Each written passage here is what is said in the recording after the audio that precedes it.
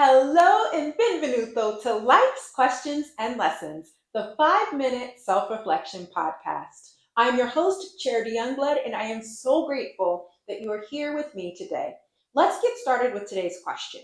What are you still carrying from past relationships? What are you still carrying from past relationships? So, if you haven't already started with our series opener, what are you still carrying? I highly suggest you start there because it will really ground you in what we're talking about and what we have been talking about over the past few weeks.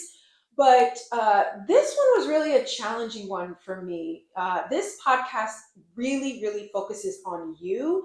I've noticed that even in some of the spaces that I occupy, when we ask ourselves questions, we start to answer with other people in mind. Like a perfect example, I was in a workshop this morning, and one of the questions was like, it had something to do with joy and like the things that bring you joy. And almost everyone in the class answered with the joy coming from someone else. And I don't think there's anything wrong with you incorporating the people that are special in your life, but it this podcast and really what I'm trying to get you to understand is to put yourself first, right? So I don't typically deal with like the relationships because again, that pulls in that other person. But I did feel that this could fit in very well with what we've been talking about in terms of what are you still carrying. So for me, as I was exploring this, I kind of had to look at the me of probably 10 or 15 years ago. I've been married for a minute. I've been with my husband for 12 years.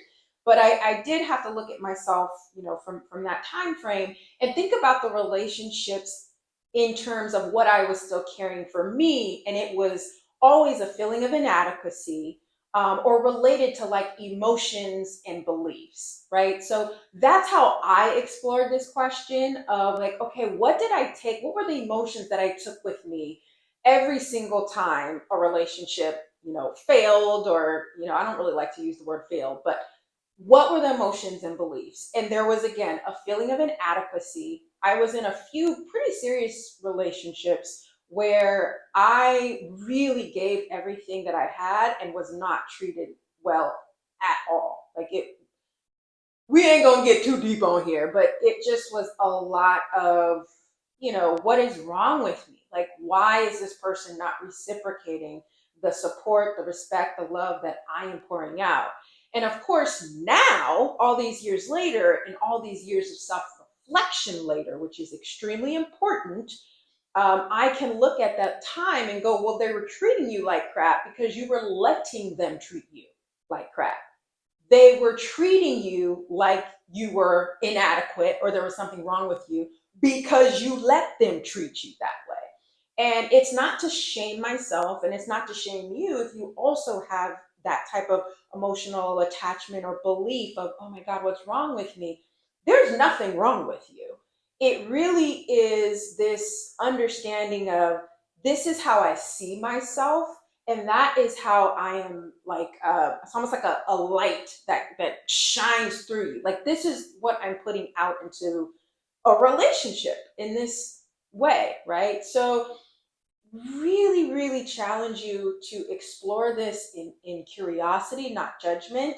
There can be a lot of emotions that, especially when you start thinking about inadequacy and like what's wrong with me type of emotions, where you can feel really down. And if you feel yourself needing extra support, please, a million times I will say this, get the support that you need. Because what you want to do is understand and become aware of, okay, I am still carrying this belief that I'm not good enough. I am still carrying these emotions of lack and these emotions of disappointment, and being aware of those and then figuring out what you want to do with that and how you want to work through those. So for me, it really was like a very step by step purpose and process, if you will. And it was a lot of understanding and taking accountability for how I was allowing myself to be treated and how to move through that, right? Like understanding, no. I am a really amazing person. I give, I am generous. So I deserve to have that reciprocated. So again, just answer this question with a lot of curiosity, a lot of self-compassion as well, right? And if you're not in the mindset to do any of that, today ain't the day to explore this question. Go somewhere, take a walk, get yourself in some joy, do some dancing, and then come back and explore this question in whatever way works best for you. So thank you as always so much for listening or watching. Please rate and review this podcast wherever you are listening or watching my words. And if this episode or this series has been helpful for you, please share it. We are here on this planet to help each other. So if it was helpful, please pass it along. And until next time, take care.